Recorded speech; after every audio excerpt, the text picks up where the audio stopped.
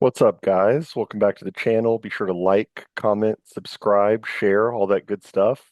Thanks for joining SW and I on a probably a little bit more of a brief episode. It's our first Christmas episode, man. It's our first Yeah, we've been doing this for 8 months now, and we've come not full circle. We're not on a full year yet, but it is cool to be doing an actual Christmas Eve episode. So, yeah, man, how are you doing today, bro? I'm doing good, just relaxing. Got some family stuff later, and then got a nice, relaxing next few days. Yeah, exactly, man. I'm off work until January basically. So that's a good feeling. And yeah, same here, man. Just family stuff, mass later. Got a new suit for mass. It's always a good feeling getting a Nice. new suit. So yeah, man. I think for the topics today, it's gonna be a little race heavy. Um I know I said at the beginning joining us for a Christmas Eve episode, but we're not really going to cover anything too Christmassy, but it's going to be some good topics that are up the alley of what we talk about. So the first thing I wanted to cover, and you and I have both seen this video and taken a look at it. To kind of get off the beaten path of the race stuff for the first topic, um, this first topic perfectly kind of encapsulates the gender, well, not even really the gender stuff, but more of the simp mentality. So there was a video that came out from AmFest this weekend of the quartering. And I think we're both familiar. I think if people are watching this, they're probably familiar with the quartering. Um, and then a lesser known girl who I wasn't really familiar with. I've only seen her interact with Beardson a little bit online, but her name is Melanie Mack. Do you know anything about her, or do you really just I know the don't know quartering? anything about her. It's funny because with a lot of these internet people, like if you show me their face, I have no clue who they are. But then if like you show me their Twitter profile, I'd be like, oh, that person. Yeah, yeah, that's how I feel about Melanie Mack. I don't know too much about her. I just know that she's like this online and e-girl. She's in that space, but we all know the quartering. And the quartering is funny because I used to watch him when I was a little bit more in my normie, like just kind of anti-SJW phase. Um, he used to make like anti-SJW videos that I was like, yeah, you tell those blue-haired feminists where they can stick it, like so that was kind of his whole shtick. The main reason I don't really care for him now is just because he's attacked Nick and like just if you're an E-celeb and you attack Nick, you're just kind of like I don't care for you too much. So I don't feel bad about shitting on him in this video. Um, Wasn't there some others? I can't remember what it is because everything blends together on the internet. Especially over time. But I thought there was something where he just kind of took like a very, he's been taking very Lulbert stances on stuff in like very cringe ways. Yeah, yeah. I'm not sure if it's been like the gun stuff, like the Second Amendment stuff, but I do know what you mean that he has like this libertarian streak about him, and it's just very Yeah. cringe. And yeah, I mean, so I guess we can just watch the video first to kind of see what this interaction was like. But apparently, so here's the dynamic. The quartering, I didn't know this. The quartering apparently is married. I had to do a little bit of research on Kiwi Farms, and no love lost with Kiwi Farms. They've been very nasty to me in the past, but they do post some interesting e-drama that I do like. So the quartering apparently is married. So he's at AmFest for the annual AmFest conference, and he's over here trying to like I guess cheat on his wife with Melanie. I In a guess very public way. yeah, exactly. Like not even like, and not that any form of cheating is okay, but he's not even trying to be discreet about it. He's doing the true simp thing where, oh, like there's so many married simps out there that go after other women because they'd be like, oh, I'm not trying to get with her. I'm just a Right, nice guy and I'm trying to protect her. I'll exactly, find her a nice feller to settle down with. exactly, exactly.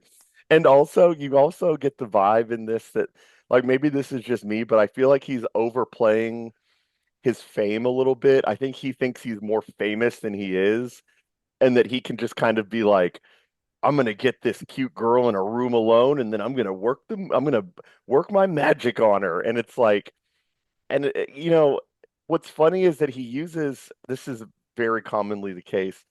you see the picture he uses of himself, like the outline with like the hair and the beard, and it's supposed to be this very like square jawed, like Viking looking man. The But it, rugged, masculine yeah, outdoorsman. but in reality, like this is the look. He has the deep bags under his eyes, like he's been watching thousands of hours of porn, which wouldn't surprise me at all, to be honest.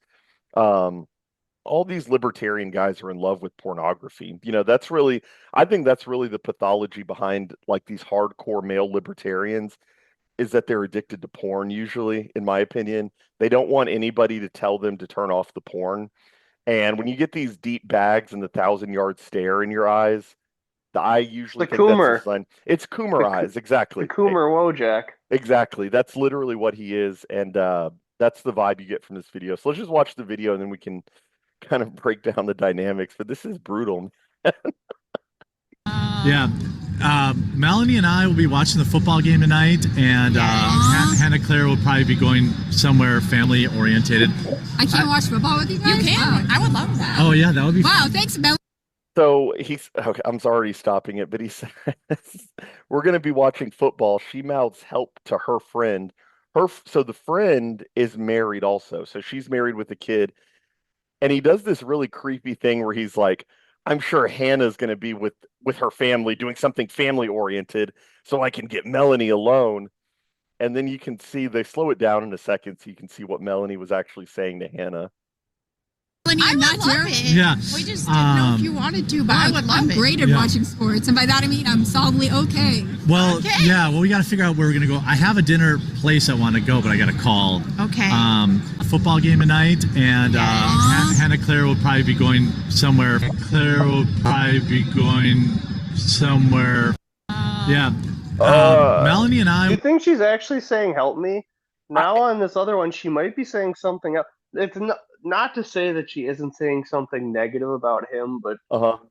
she's definitely saying something negative about him. But I don't necessarily know if it's "help me." But what else? Well, I agree because it doesn't exactly look like help, but what Something there's along those there's lines. there's nothing positive that she could be saying Exactly. if It's she's definitely turning something negative. away from him to talk to her friend. And honestly, her friend Johnny on the spot with the ammo here, She was j- slick. She did she it. was She was slick. quick. That was slick. She went, "Oh yeah, but can I come?" And then like watch the reaction. This is crazy. This is like staring into a black hole, this poor guy. So watch his reaction after she jumps in and they agree that she can come and watch football with them. It's terrible. Be watching the football game tonight, and Hannah Claire will probably be going somewhere. Family orientated. I can't watch football with you You guys? can. Wow. I would love that. Oh, yeah, that would be Wow, thanks, Melanie. I I'm would not love here. it. Yeah. We just didn't know if you His head cocks back and he goes, "Watch this." Shit. Exactly, watch this. Yeah, that would be Wow, thanks, Melanie. I I'm would not love here. it. Yeah. We just didn't know. He goes, He rolled his eyes. rolls his eyes. He's like, dude, he's been planning this for like, he's Well, been did you planning hear this him all say year. like, "Oh, I got a place I want to go, but I got to call ahead and get a reservation"? Dude, He's trying to big shot it.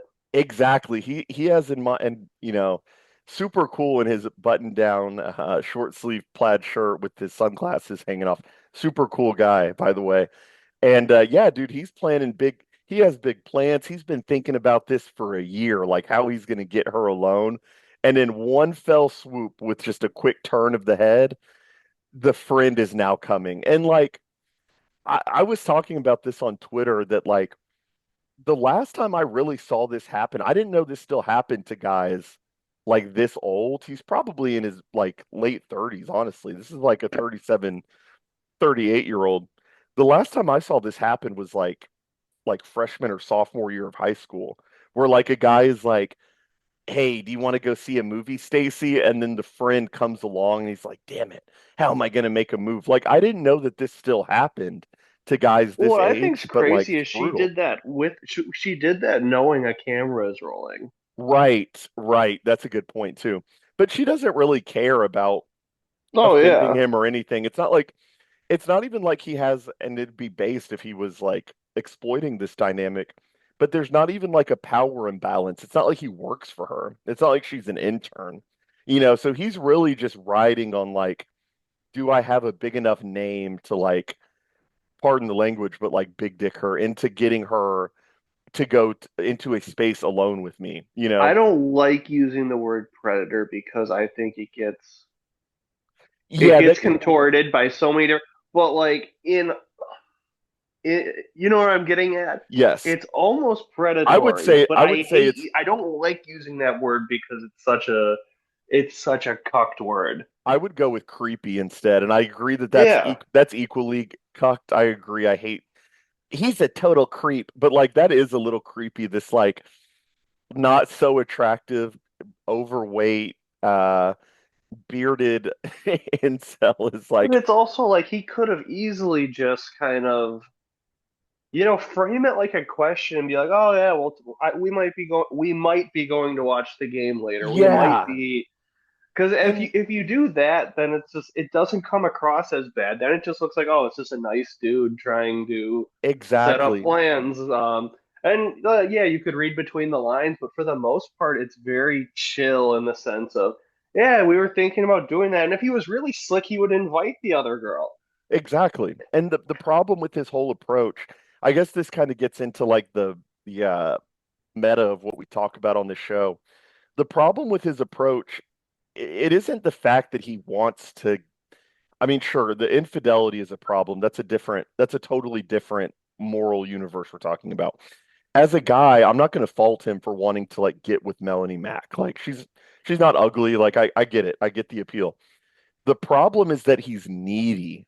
And the And problem is that have some dignity. you can smell the desperation. They can smell the desperation from a mile away.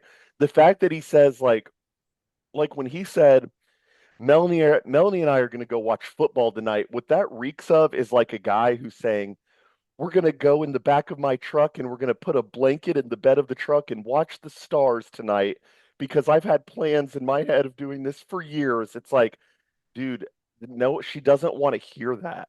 She maybe Ex- wants to hear that from like the male character from 50 Shades of Grey, maybe from him, but not from you, bro. She doesn't want to hear that, man. exactly, and that's why if he really was slick, he would have played it like it.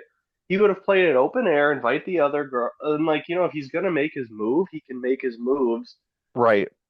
And if she's later down on. And if she's down for the move, you know what girls will do? What I've seen and what has happened in a different life of mine, what'll happen is the girl will kick out the friend. The girl will kick out the friend. If she's interested, she'll go, "Yeah, I'm good. You can go. I'm good. I'm having fun." And then it'll be one on one. All he had to do was play his game. Don't be desperate. Don't overplay your hand. But she could smell this from a mile away. That's the problem, man. That's always the problem with this kind of stuff. And I think I had a tweet about it because that's really the main problem here. Where is it? It's one thing to Yeah, fail, yeah, but there we go. when you do it for everyone to watch, it's a whole different story. Exactly. And you're in front of a camera, dude. I said, "Oh wow, this is brutal." You can smell the desperation. She can smell the desperation.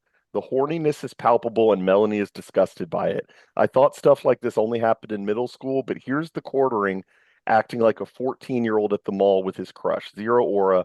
And I think this is true also. I didn't want to make it the main part of the tweet, but I do think that when people attack Nick, I had in a separate tweet, I said people like the quartering are people who call Nick Fuentes gay, by the way. I think the simps are reflexively threatened by Nick because deep down they know they are just as simpy as the quartering here. And it threatens them that Nick refuses to play the game. I do believe that. I know that some people we're not talking about political critiques of Nick here. We're not talking about like I disagree with his stance on China or something. I'm talking about the people that are like he's a gay incel and you know what I mean, like that line of critique. I think Yeah, people like that are almost like to a man, they almost to a man behave exactly like the quartering. And it's always simps and married wife guys who are very like anti-Nick. The Chad's like clavicular. I don't know if you've been seeing his streams I know who recently. he is. Yeah, okay. The Chad's like clavicular. They love Nick, but it's always the people like the quartering who are like he's just an incel. It's like, dude, you're projecting, man. You're Well, projecting it's, like, because I you mean, it's know. almost worse to be just to be a wife guy transparently hitting on other e-girls and getting rejected. There's something like really pathetic about it. You know, like the idea that like and it's not to say like if you're married you can never think another woman's attractive. That's ridiculous. But the idea of having a wife at home and then like you're packing your suitcase being like, "Bye, honey," and you have all these grandiose plans in your mind of like, "All right, and then I'm going to get Melanie Mack alone. Bye, honey, I love you." And then we're going to go watch football, and then I'm going to make It's my move. it's also super short-sighted because it's like, when does that ever end well? Like, okay, yeah, now you failed and she can watch that and be like, "Oh, what the hell was that?" Or it's like, okay, maybe let's say he does succeed. He's not going to marry her. He's going to do Right, something to piss her off. right. Like he would probably do something to piss her off, and then she could even take the nuclear option and be Or like, he drugged me. He took me to this exactly, hotel room. exactly. The only way this goes, let's say he does get her one-on-one alone, right? The only way this kind of stuff, the way this stuff generally plays out is that give it a few months and there will be a story that comes out and it'll be Melanie Mack's expose on creepy guys in the industry. And she's going to say, and this one guy, I'll just say who he is, the quartering got me in a room and I saw him reach into his pocket around my drink and then I caught him and he put the thing away. I think he was Or about to she'd drug say me. he did the Louis C.K. He exposed himself to me, Yep. and I ran. Like Yep. there's just no, like, just be happy with your wife and don't try and Ex- get greedy, because exactly. because if you're the quartering, there's no good situation to come of this at all. The If you only succeed, you just opened yourself up to massive blackmail. yeah. And if you fail, then you're even more pathetic because you couldn't even do it. Exactly. The only people who really get away with this stuff, like the blatant, I don't even know what the word is, like the blatant creepiness, the blatant, like the shameless chauvinism are like athletes and rappers, honestly. And I'm not even saying like black guys. I mean like white athletes could get away with just like whipping it out in front of like a random girl and being like, "Are you ready?" And you know what I mean? Like Oh yeah, it doesn't work for people like the quartering, you know? it's a If you're the lose lose. if you're the quartering, you're going to end up like being in this boat where she's looking at her friend. This is the part. This is the part right here. Okay. Look how happy she is that the friend jumped in. Like this is actually like the That's screenshot the right here. Renaissance painting. This is this is the Renaissance painting.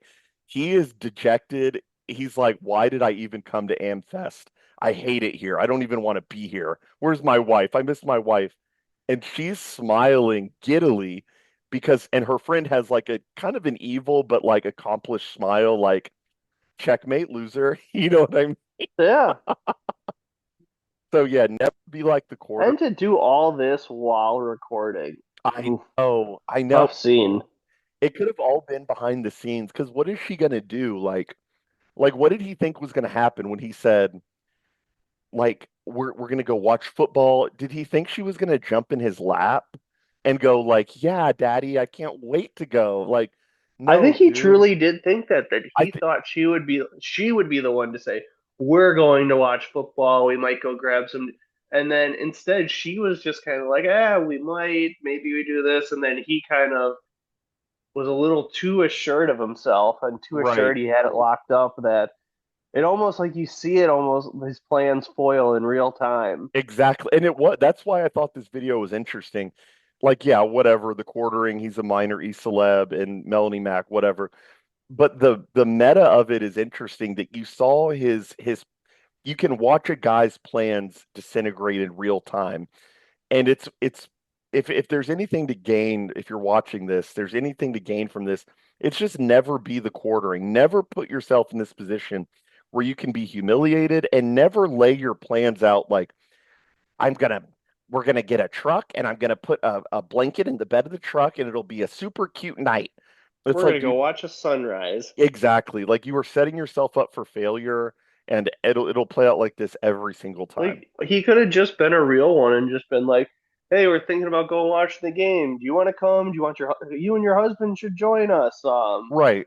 But that Make it seem like a group plan. Don't make it so obvious that it was like a special date night you had well, planned. and also like that's another thing is like why would you make it seem like your entire universe revolves around her? That's always a terrible idea. Why would you ever make her feel like you are her only plans for the night? You need to be, well, even if you're lying, frankly, let's say you're trying to get a girl, whatever. Even if you're lying, make it seem like you have a million other plans tonight and she's kind of one of the contingencies. And if she's free, maybe you'll let her know.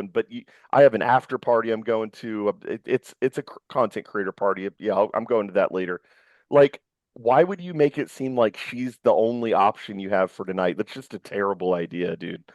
So, yeah, many such cases. Never be like the quartering, or else you're going to end up having this look on your face, and you're going to feel angry at the end of the night. And He's the guy at the party who's laying it on too thick. yeah, yeah, exactly, exactly. Um, okay, so I think we hit on the quartering. All right, so I think for the next topics, I kind of wanted to jump into we have all the rest of these kind of tie in together. I wanted to get into a kind of a this is kind of more serious, but it's kind of funny also. So this video came out. This video came out a couple of days ago. Let's just watch the video really quick. And yeah, I have some takes on this, and I'm sure you do too. So let's see what par for the course. You can already probably tell what's going on here if you haven't seen this, if people haven't seen this already. But yeah, let's just see what's going on with let's check in on black people.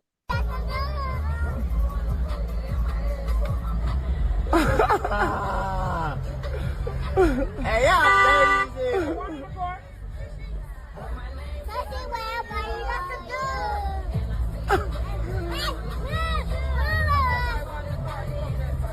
Get my keys, sir.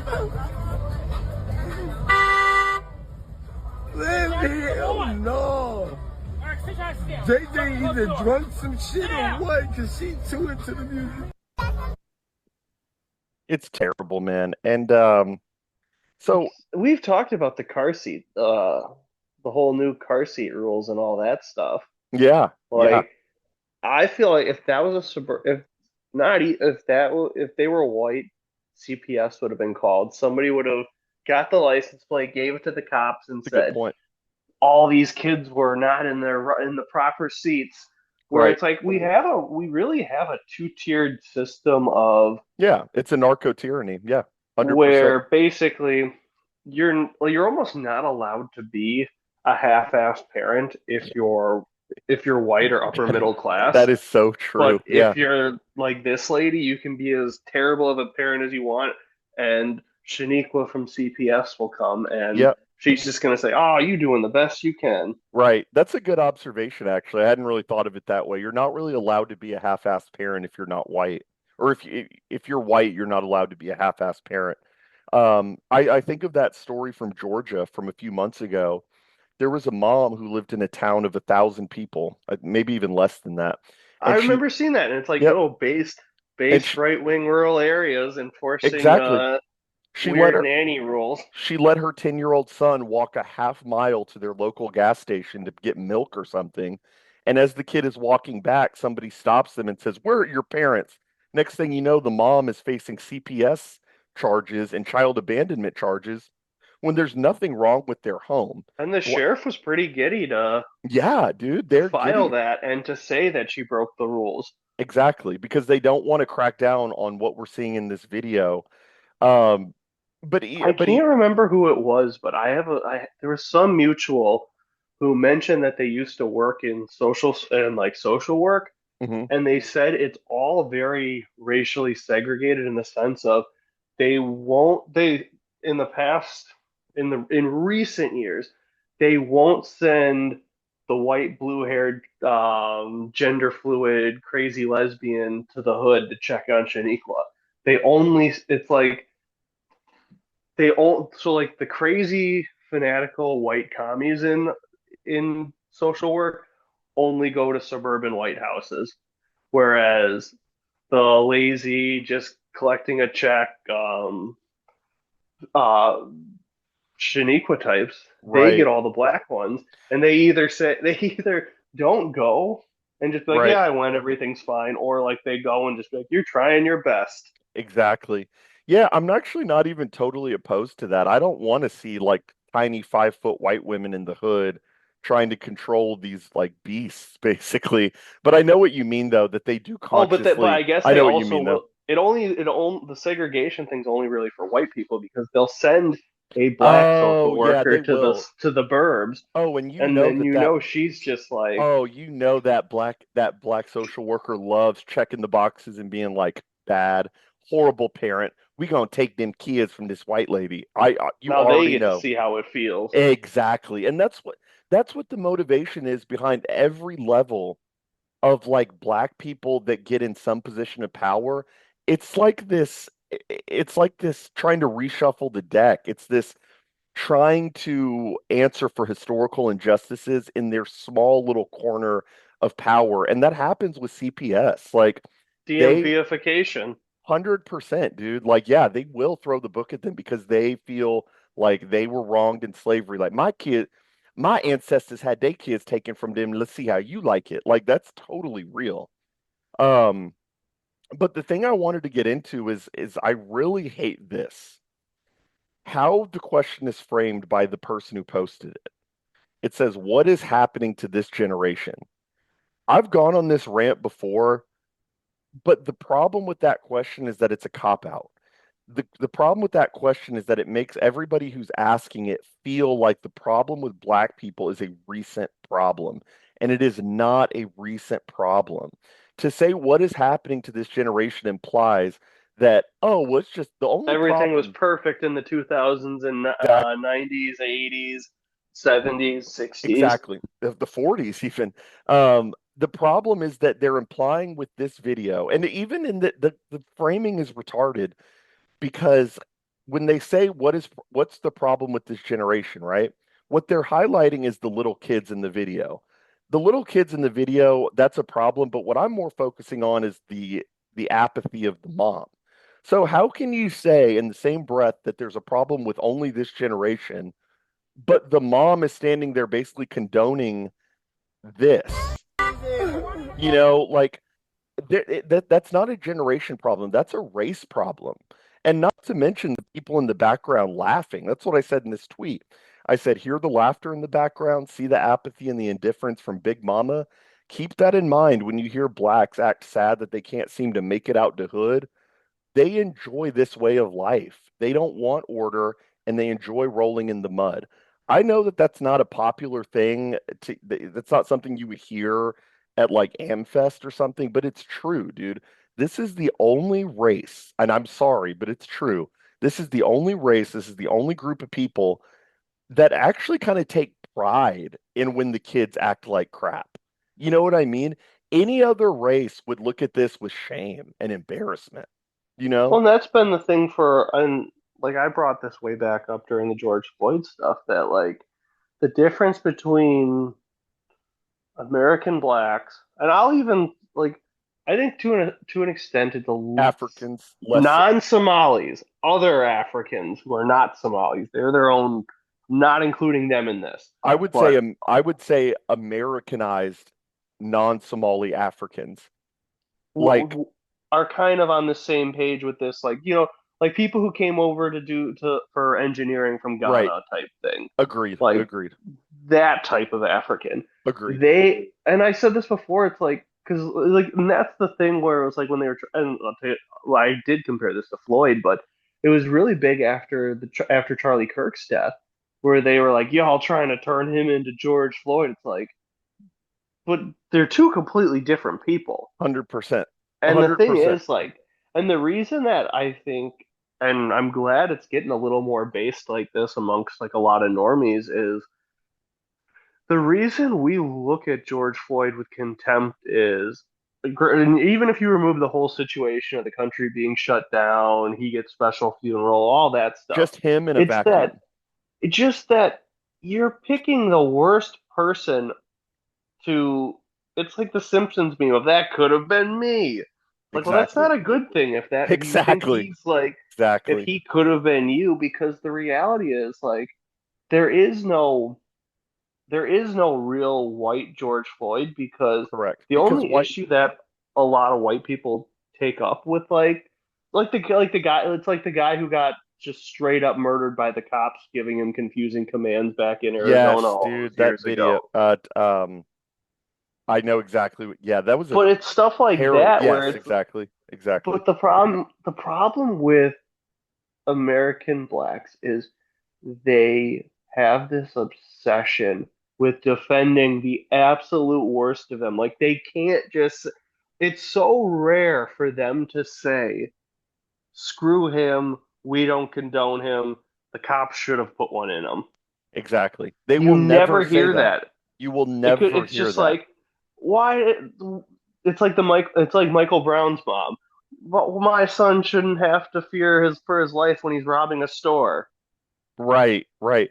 Oh, you still see that today. There was a story recently where all the stories blend together, and I like that the stories, if you really look at the bigger trend, the stories are getting less and less traction where they used to from 2015 to 2020.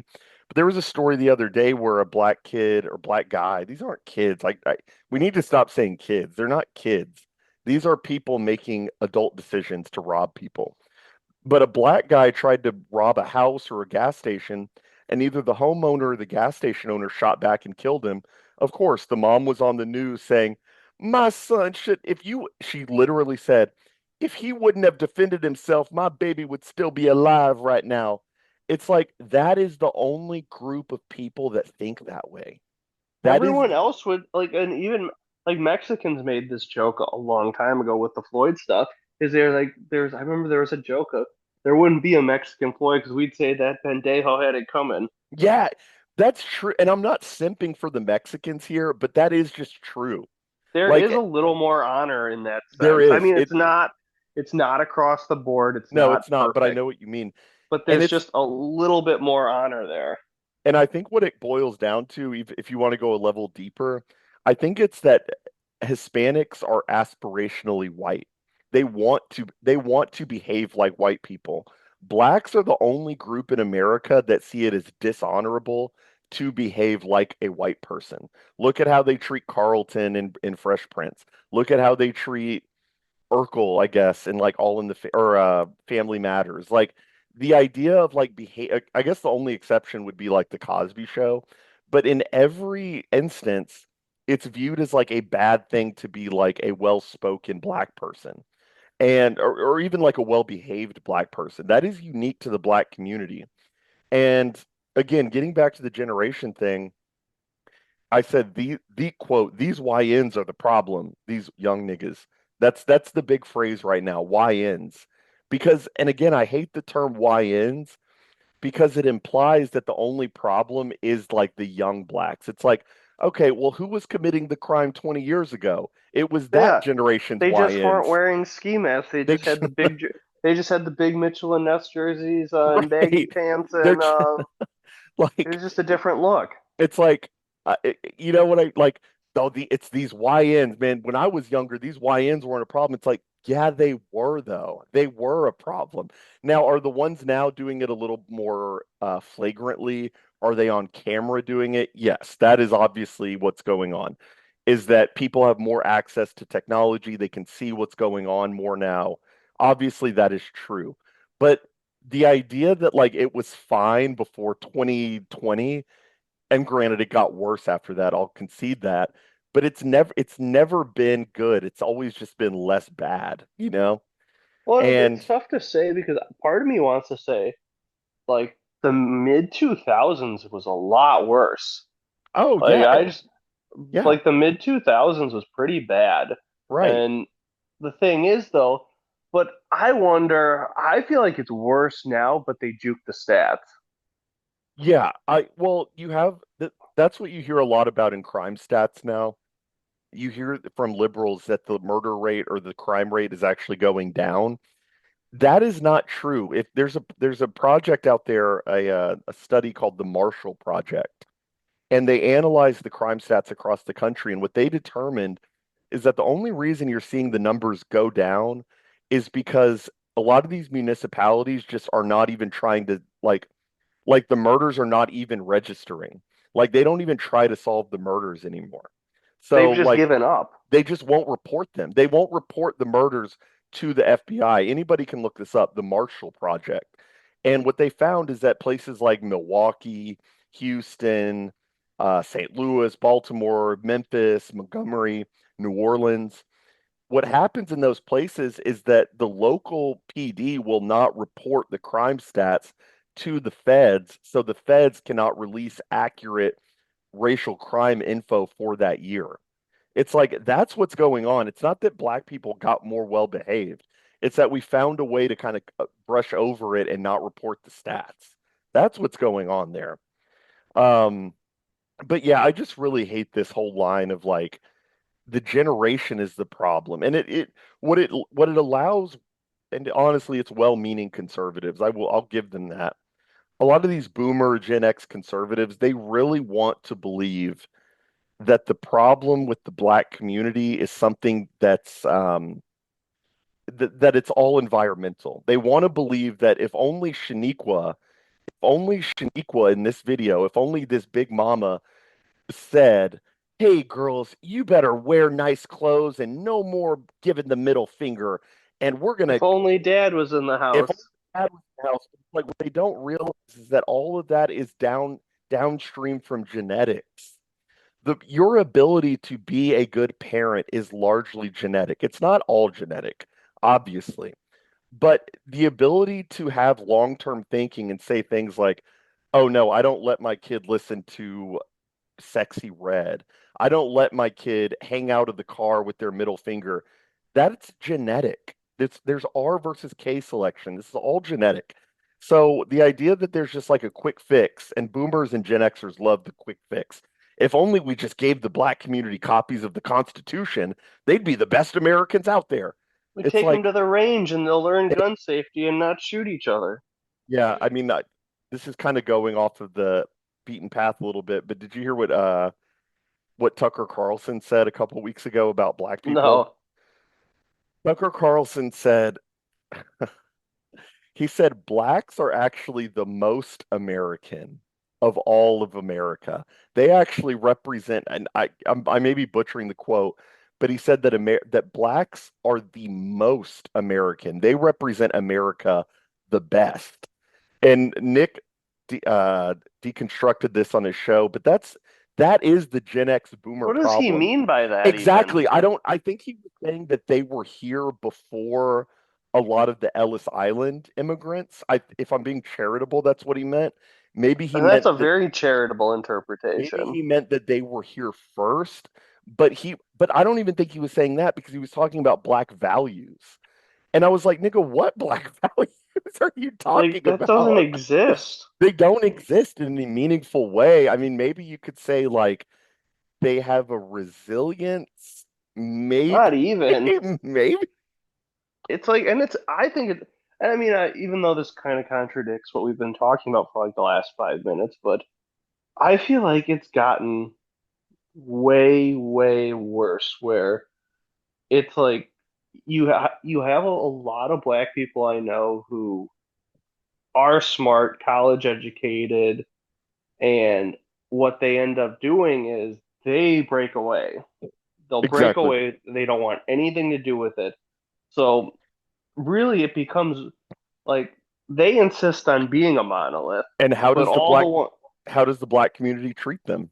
Do they treat them terrible, do they treat them like, man, that's aspirational. I need to be like that? Or do they say, man, you took the money out the hood, man. You should or have they'll just be like, "You owe it to me now. You got to give me a job. You have well, to."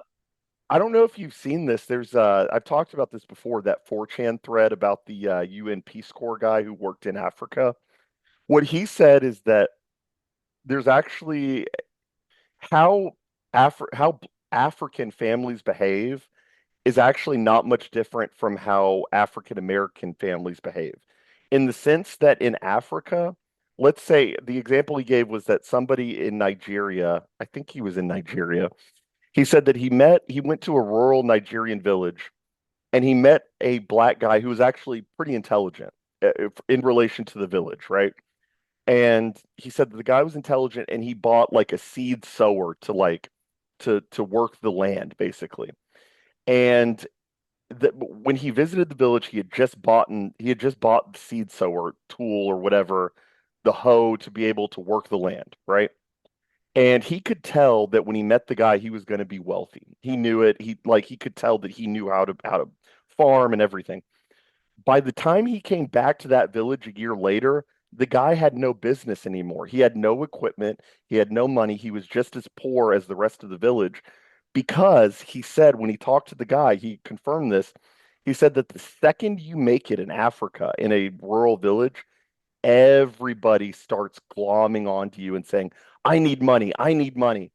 And in Africa, it is bad form to deny them money if you have the money. And that Interesting. you actually see that in African Americans.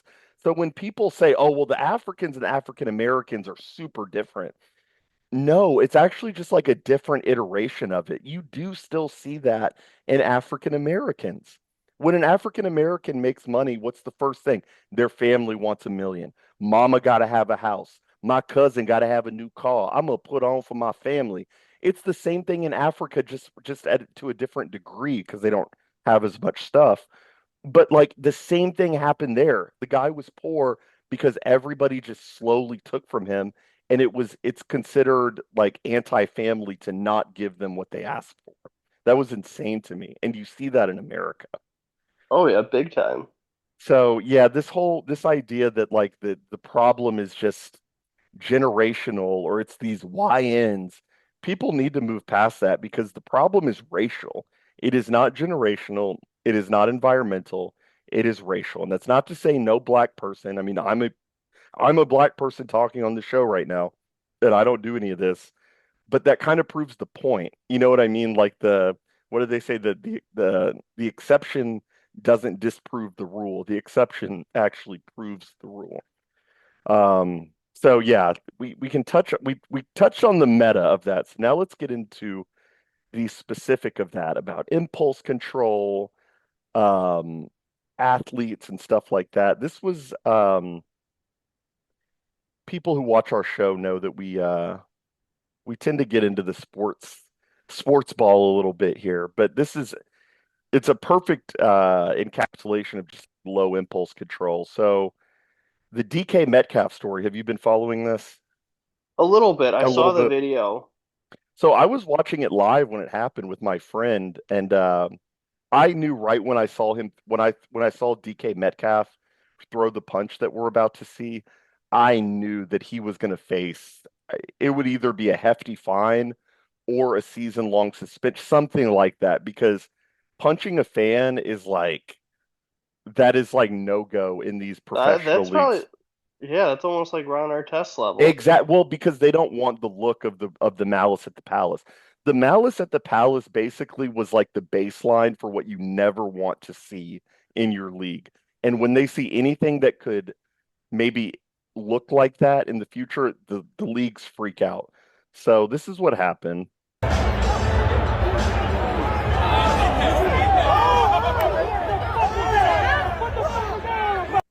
Just no impulse control. And according to the story, what happened was the fan is a known antagonizer kind of players. He he gets under players' skin. Whatever, dude. Metcalf makes 20 million a year, let's say. Part of that pay is to have a thick skin. You know what I And to mean? not what's crazy too is it's football. Like basketball, I can kind of get like it kind of works because The fans are so you're close. right there. You're literally right there.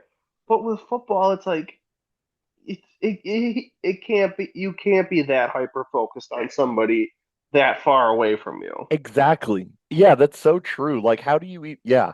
because basketball, I'm not running cover for basketball athletes. I do like basketball more than football, but like even there, I'm not running cover. But I could understand it maybe. Like if a fan was like really getting at you night like throughout the night. I'm not saying you punch him, but you may walk up to him and be like, "What'd you say?"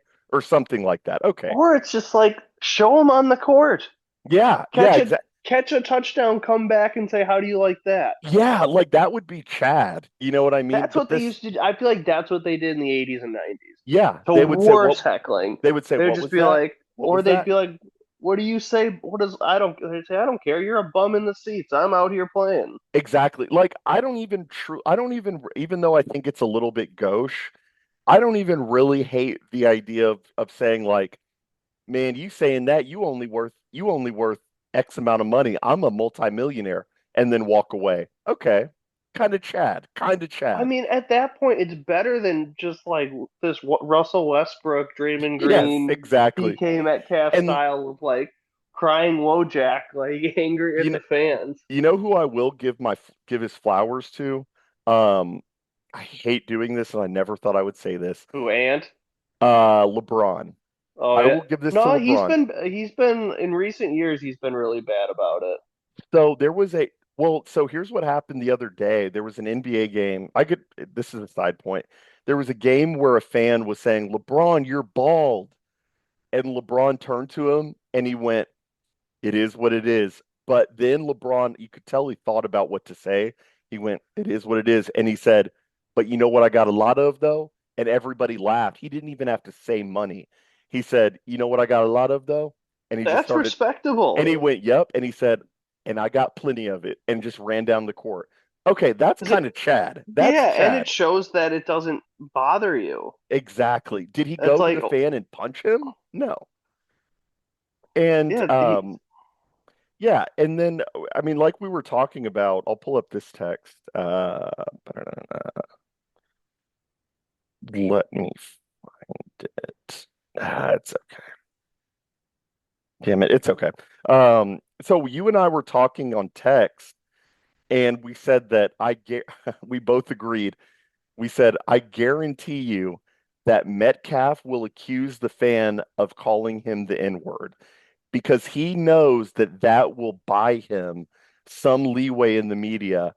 And you know what Metcalf did? You saw this too. Metcalf came out and said he called a black man something that you know you're never supposed to call a black man. Okay. Athletes do that all the time when they know that they're screwed because it's they so had childish. it's so Miles Garrett did that too in a practice against the Steelers. He said that Mason Rudolph had called him the N-word. They found out that he had never said that. They do this every single time, dude. And come to find out, all the fan had done was call him Decalen Metcalf because DK is short for Decalen. He called him by his government name, basically. And Metcalf freaked out and punched him. That's all it was, dude. There was no, and even if he did call him the N-word, even that doesn't warrant punching a fan. I'll go that far, actually. I don't even think that that warrants it because if he called him that, he would have been dealt with appropriately by security or whatever. A Well, yeah, and punch, that's the thing. It's like the Boston fan who said it to Adam Jones. Like Adam Jones didn't fight him, but he got like a lifetime ban from Fenway. yeah, I mean, I'm not totally opposed to that. I don't I like think it's this. extreme, but I it's think also that's an extreme case, but I think like how many we've talked fans about that how before many that fans like are really dropping the N-bomb? How and many are that's really the doing thing that? like my thing on that is I might say it when I'm driving and the Ultima cuts me off, but like Yeah, same. ultimately my only issue is I just think it's one of those things I just find it in bad It's taste just to bad say. taste. Yeah. It's not Like white. It's not white. Well, it kind of is but at white the behavior, but but it's at the not. yeah, but at the same it's It's one of those things where it's like at the same time like I find it in bad taste, but I also don't think it should be I don't think it's something that's worthy of assaulting somebody over. correct. I don't think Because so I either. kind of have that like a kind of maybe it's a boomery take of like either no one says it or I don't like this like weird hybrid of like We can say it, you can't. Like either Right. no one can say it or everyone can say it. I don't like the idea of like when white teenagers are doing a TikTok and the word nigga comes up and white people go shh when the word There comes was up.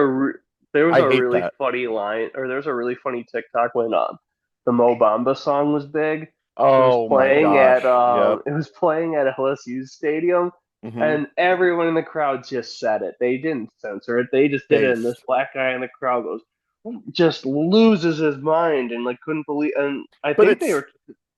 it's so contrived though. Do you really think that the black person who was acting offended when they said nigga was like actually offended, or on the contrary, was it that he knew he could get social capital from behaving offended? I think it's that plus I think it's also maybe like this weird little petty resentment of just like that's like the one thing they have. So if they Yeah, lose it, it's the one they thing that you're it's right. like well, it's like one thing they have where if they lose it, they lose it, Right, and that right. it's a hard thing to grasp.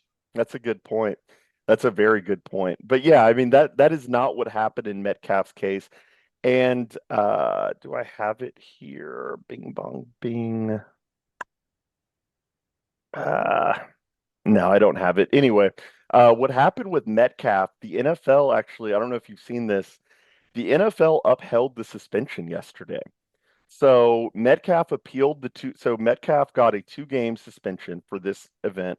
It was a 2 game suspension that he'll lose, I think, $500,000 in salary for not being able to play the next 2 games. But what he lost even more was he lost $45 million in future salary because in his contract it said that if you are not able to play any games for any reason other than injuries, whether it's suspension, failed drug test, whatever, if you are not able to play any games for any reason other than injury, you forego your max contract, basically.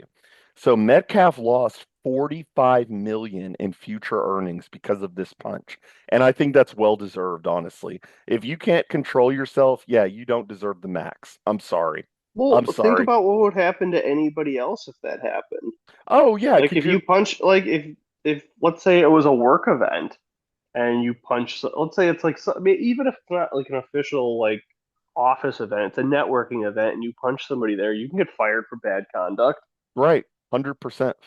And it's not, yeah, I mean, it would actually, if you were to scale it, it would actually be worse if you were like like a worker at a Christmas party and punch someone Oh yeah, because you would be fired and you would be blackballed from the and you would industry. actually get arrested for assault. Exactly. The thing with Metcalf should be lucky that he's not working a normie job, because he's still going to be able to be a millionaire, but he's going to have to leave 45 million on the table. Well deserved. If you can't control yourself, you don't deserve a max. I'm sorry. It Yeah, is what it I mean is. it's just basic composure. Like there was no reason for him to go over and do that. Right. It's just it's he be disrespecting me. Yeah. He be disrespecting me. Um, on that note, we're on the football note. We can probably jump to this. So this one I have a little bit more experience with because I live in Dallas. So let me just give you like 30 seconds of backstory. So as I mean, as you know, like what's the big sport where you live? Is it hockey at the high school level? No, high school level, it's weird. It's kind of like Can I say even though where we can I say what state you live yeah in? Is that okay? Was in yeah Wisconsin. What's the in Wisconsin it's really weird because like we don't have an elite football system, uh-huh. But there is good but basketball there.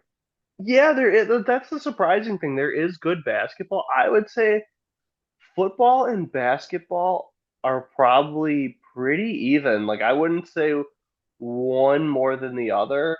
Hmm. And baseball's really big here as well. Hockey's goofy because hockey is really popular in the northwestern part of the state where they kind of more so like where the state is like Milwaukee's southeast, so like Milwaukee's like 90 minutes north of Chicago. Then you have Green Bay.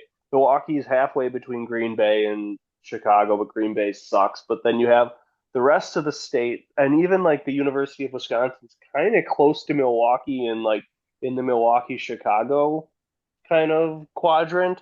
But then if you start going north, like toward like kind of middle north to like northwest of the state, it kind of becomes almost more Minnesota, Okay. and they kind of identify more with. You'll see a lot like I think a lot of kids from up there they go to Minnesota for college. They go to some of the lesser tier like Minnesota schools.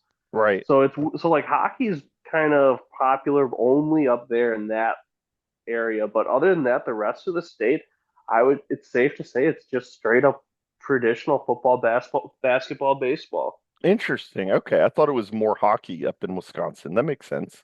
Now, where I live, it's like weird. Hockey's big in Chicago, Uh-huh. but it's just like like the Milwaukee, Racine, Madison area. It's Racine. just Oof, rough. Racine's grimy. Racine, Kenosha, all of their Racine is where Caron Butler was from. One of yeah, my and favorite Mavericks players of all time. it's it's basically like if you took the ghetto from Milwaukee Hmm. and put it in a city, but without any of the other aspects you get out of a city, and Right. you just have this, and like it sucks because it's right on Lake Michigan, so you'll have like blocks of dilapidated crack houses with lake views. I've heard. Yeah, that's what I've heard. Yeah, I mean, at least in Texas, the basketball thing has been growing for the last probably 10 or 20 years. It's become a powerhouse for basketball. But high school football has always been the mainstay in Texas sports. Um, to the point where they've had to like create new like so when I was growing up, the highest level, the largest high school league of football was considered 5A, right? Well, about 10 years ago, they made a new league because high schools were getting so large because of the population growth in Texas. They created a new league called 6A. 6A is now the schools like Allen. I'll just say I live near Allen, Texas. Allen, Texas has 6,000 students. Um, DeSoto High School, the video we're about to watch in a second, they have 5,000 students. Duncanville, who we're about to watch, 4,500 students. These schools are freaking massive, dude. And they all produce the blue blood the blue blood college football athletes, the ones that are going to go to Georgia, Bama, Arkansas, Ole Miss, like you know what I mean? To the point where these games are so big that they don't play in this little 1,000 person stadium in Podunk, Texas. The video we're about to watch is taking place in AT&T Stadium where the Cowboys play. So I'm saying that to people who may not understand the scope of like high school football in Dallas. It's like it's a big deal. So the 6A championship just happened in Dallas and it was Duncanville, which is for those who don't know, Duncanville is considered like it's like your Racine. Is that how you pronounce it? Racine, Yep, Wisconsin? where it's just like Racine, where it's just Racine. kind of a dumpy ghetto little town. It's dumpy. It's all black. If you look up the demographics of Duncanville, it is, I think, of Duncanville High School, it's 99% minority. It's the people you're going to see in this video. So there was the 6A high school championship that just happened in AT&T Stadium, a $1.2 billion stadium. So in theory, these people, they're just high school kids. They're just high school kids going to watch the local game. No, these are not good kids. And here's what you get. This is what you get when you pack people like this, even high schoolers. And this even speaks to, like the last video we watched, the guy said, or the comment said, "What's the problem with this generation?" And showed a video of like some 4-year-old girl singing Cardi B or whatever out of the window, throwing up middle fingers. Okay, well then what's your answer to this? These are 16, 17, 18-year-olds doing the same thing, actually worse, at a $1.2 billion stadium where they should be watching the game.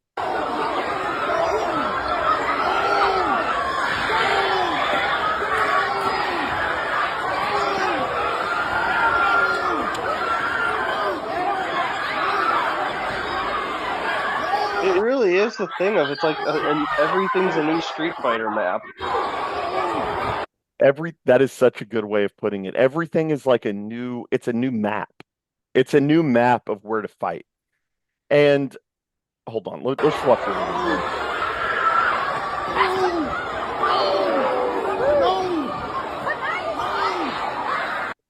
Keep in mind, I keep harping on this, but this is a $1.2 billion stadium. It's widely considered the nicest stadium in The all of the nicest South. stadium I've been to. Oh, you've been to it. That's right. Oh yeah, I've Yeah, been to we it. talked about this. Like I Yeah. went in with like kind of like it's probably gonna be blah blah blah, and then like Oh no, it's nice, dude. It is a beautiful stadium. And look, am I do I agree like 1.2 billion on a stadium that could be used elsewhere? Yeah, sure, but like I don't care. This is a beautiful stadium. I don't really care about that. why we should have an awesome stadium instead of giving these kids more money. Exactly. That's ironically that's kind of how I feel about the Ukraine war when people are like, we spent 400 billion in Ukraine. That could have gone to our poor. It's like, actually, I'd rather use it to bolster the American empire than send these people food stamps, And I hate honestly. Ukraine, and I hate I I still would would rather give them the money. look, at least sending money to Ukraine bolsters like our international influence and like that allows us to like stay at the top of the world. Giving the money to these people would be a disaster. All black. All black. All Wait, black. so how far is Duncanville from Arlington? So Duncanville is about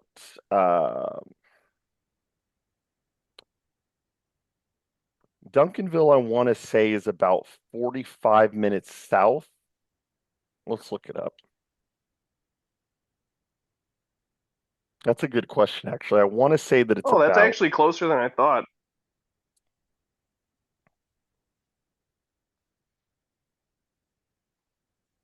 It looks like all you'd have to do is just take 20 to 360. Yep. We'll go AT&T Stadium. And it is I want to say 22 minutes south, dude. 22 That's minutes not. south. And this whole area right here, if you look at any demographic maps of Dallas, uh this Isn't whole area, Jasmine Crockett from South Dallas, or yes, doesn't she that is her. represent South Dallas? Oh, I forgot to even tap into that. No, that's her district. Duncanville is her district. Oh, geez. She oversees these people. These people in this video, these are her constituents.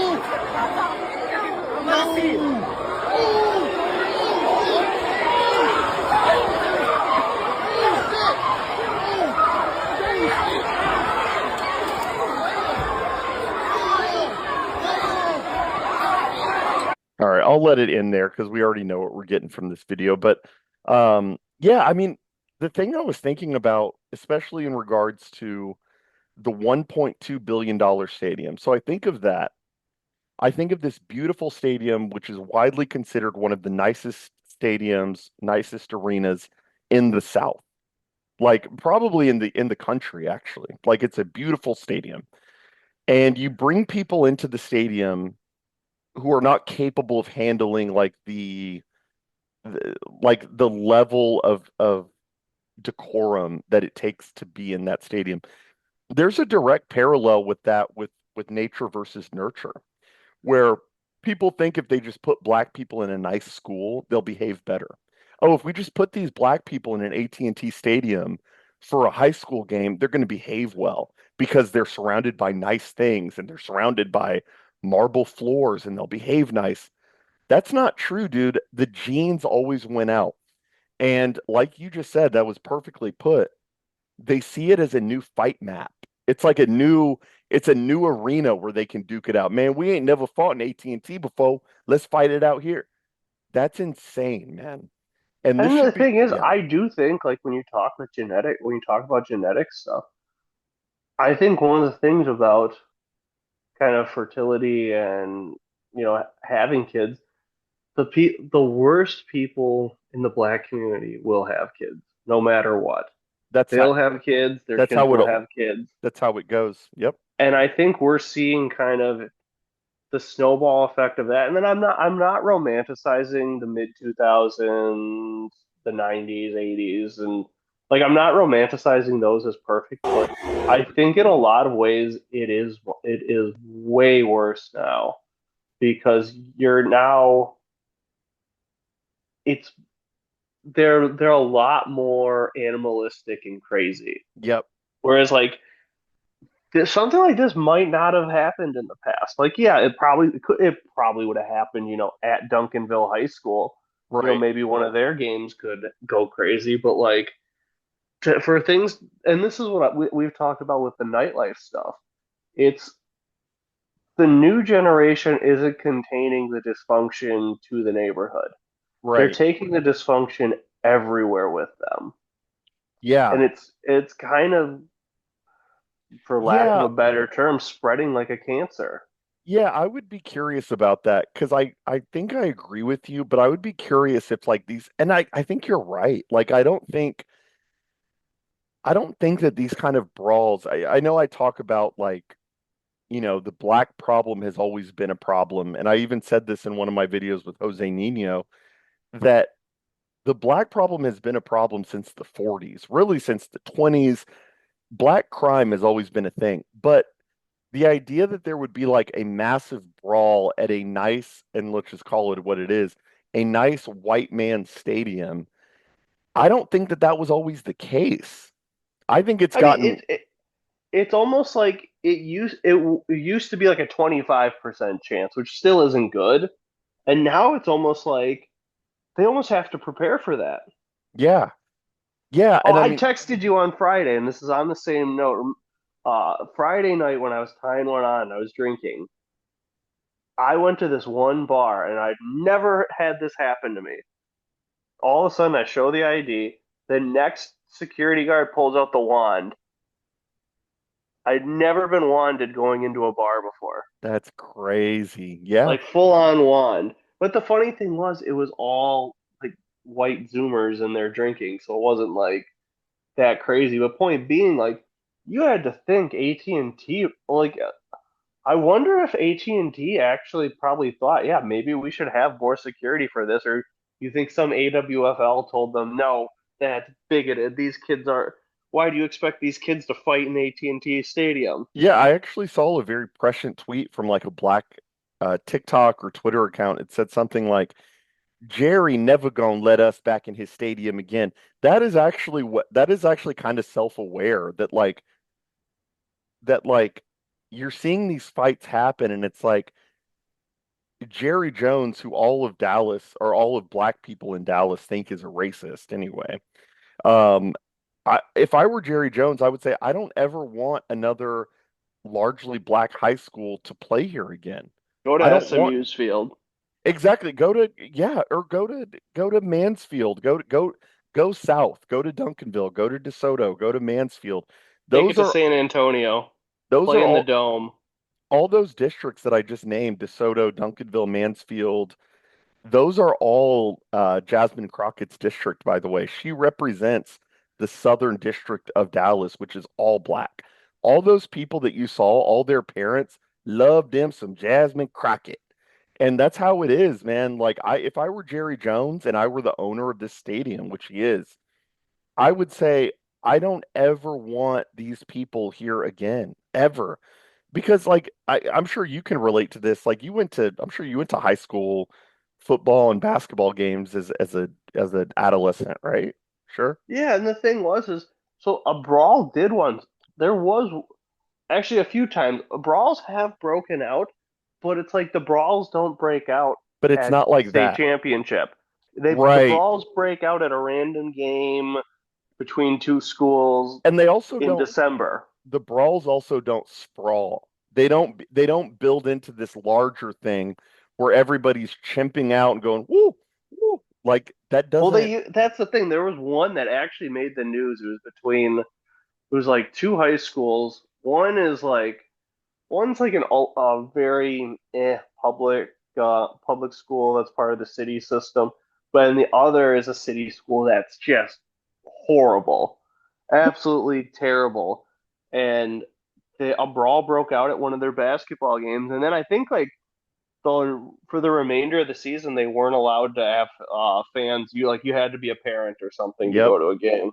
Yeah, exactly. It's But it was a big deal. It was on the news. Like it wasn't like I mean, I'm sure this was on the news too, but it was like one thing that happened, and then I think MPS decided. I think the WIAA, the governing body, probably told MPS like, you got to talk to Milwaukee PD and put right. armed officers and have them and run ones and all that stuff. Hmm. Yeah, I mean, I'm thinking about to my adolescence, thinking back to it, and the game. I didn't go to this school, but the school where all my friends went to. I went to a smaller Catholic school, but the school all my friends went to was Jesuit College Preparatory. And when I was in high school, they had just moved up a league where they started playing these schools like DeSoto, Duncanville.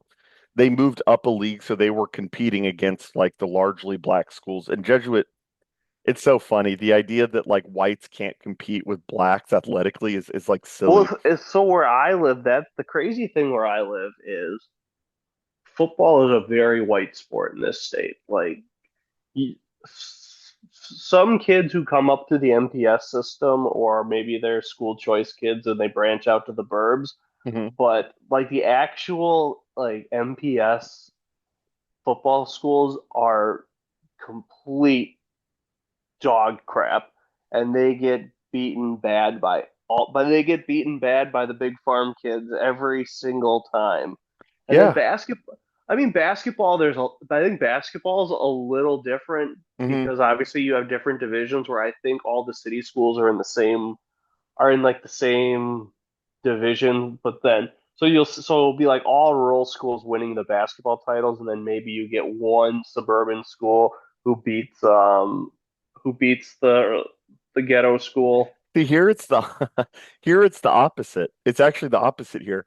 The suburban schools routinely beat the urban schools, and every now and then there will be the urban school, like the South Oak Cliff that I sent you the screenshot of their demographics, or the occasional Duncanville, which is 30 minutes from Dallas.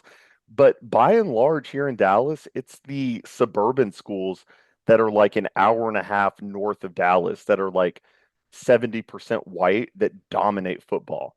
Like they're Exactly. it's It's the same insane. exact thing. And like you see, like the joke used to be that like that was how for years there would always be like five-star O-line recruits from these schools, or like you would have occasionally you'd have like a JJ Watt or his brothers. Well, but like for the most part, like the only you had football players coming out of you had good football players, but it was mainly O linemen. You had like But like not like Melvin skilled Gordon. positions. Right, right. Yeah, like you had Melvin Gordon. He was big out of Kenosha Bradford. And then I'm just trying to think like you might see a few here and there, but it was Wait, mainly who? Melvin who? Melvin Gordon. He was on the Oh, no way. Chargers.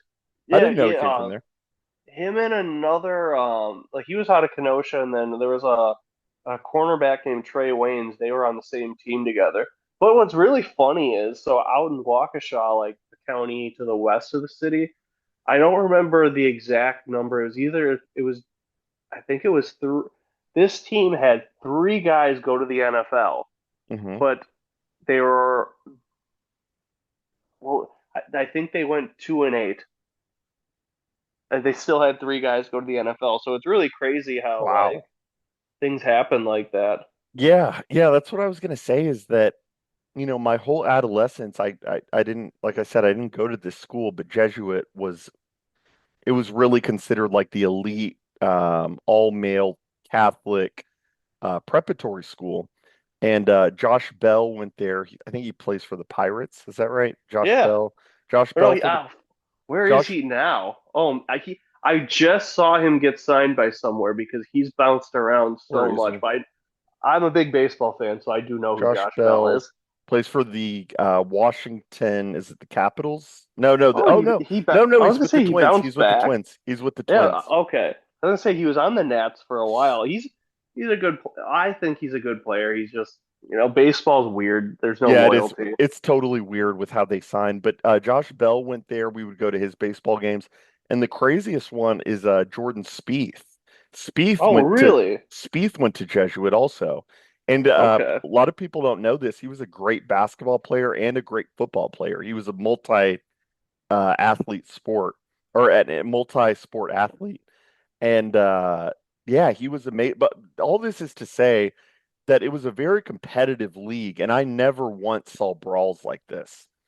And and maybe that's because it was a largely white school, but even when they would play the black schools, It's I just basic still didn't see decorum. right. And even then, even when they would play the black school, they weren't trying to run up on us like they are doing there, man. Like it's Because so I know this, it doesn't matter, but I wonder what was that? Was the fight between the two schools, or was it kids from the same school?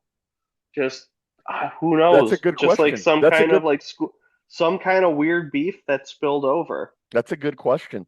All we know is that it was a brawl. But yeah, that's true. It could be either. That's kind of the point, is that it would almost be more honorable if there were fights between the two schools, but it wasn't. I really doubt that it was like ideological. I think it was more like, man, this nigga disrespected me. I'm finna teach him a lesson at AT&T Stadium. You know what I mean? I wonder if it then. See, that's what it is, because it's like you don't like you occasionally you see the brawls like the boat brawl where the guy threw the chair, yada yada yada, but like it's always brawls between them, and it's it's just how like and again like it almost go they're almost too like I mean to say so many of them are almost too dumb to like connect the dots, and like they Well, still blame Whitey for it. well, that's what I'm saying when I say that it's genetic. Like I know that that sounds like a very vague phrase, but it's like no, like the inability. There was a study that came out. This was a really important study. It said that something like 5% of black people do not have the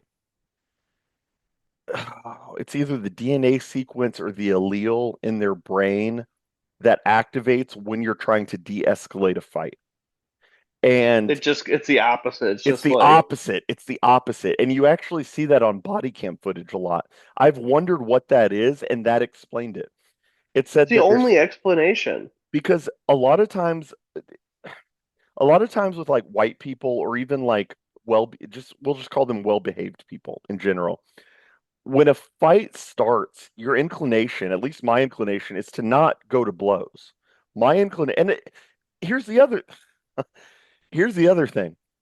It's not like I'm not fighting because I'm like a 5'2" weak guy. Like I'm 6'2", 220. Like You it's see the not reason not like to. I could fight. It's not that. It's that there's something in my brain that's like, hey, dude, we don't need to fight.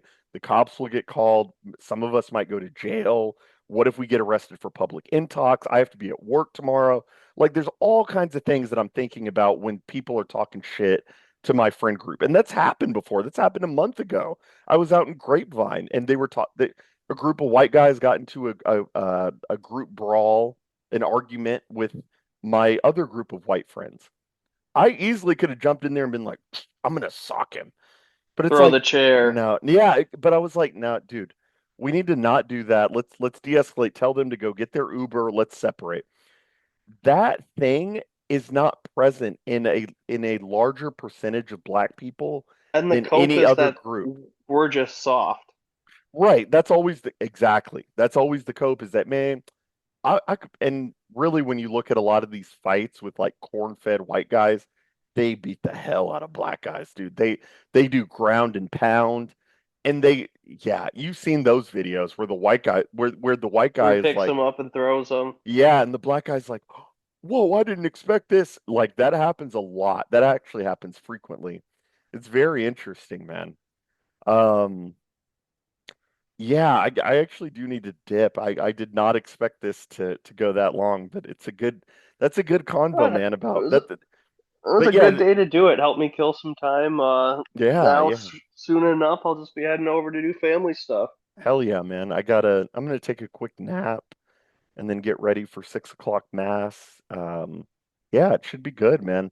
I hope you have a great Christmas. You too. I'll upload this to Twitter first. We actually get better viewership on Twitter Oh, I believe it. than we do on YouTube. It's not even close. So yeah, I'll upload this to Twitter, and then if anybody's still watching this, it'll be on YouTube either later tonight or tomorrow.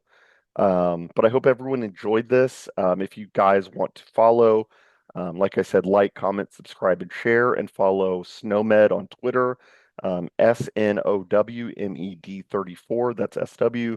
And then me on Twitter is Jordan B Videos, JORDAN BVIDE0S. Yeah, man, have a Merry Christmas, and let's uh let's play it by ear and see if next Yeah. Tuesday I'll text you works. some ideas that I've been thinking about Yeah, for the next one. You'll maybe get a it'll be kick out of it. less maybe a little less news focused and maybe a more meta episode, but either way, it'll be fun, and I hope you have a great Christmas, bro. You too. Take care, All right, man. later. Bye.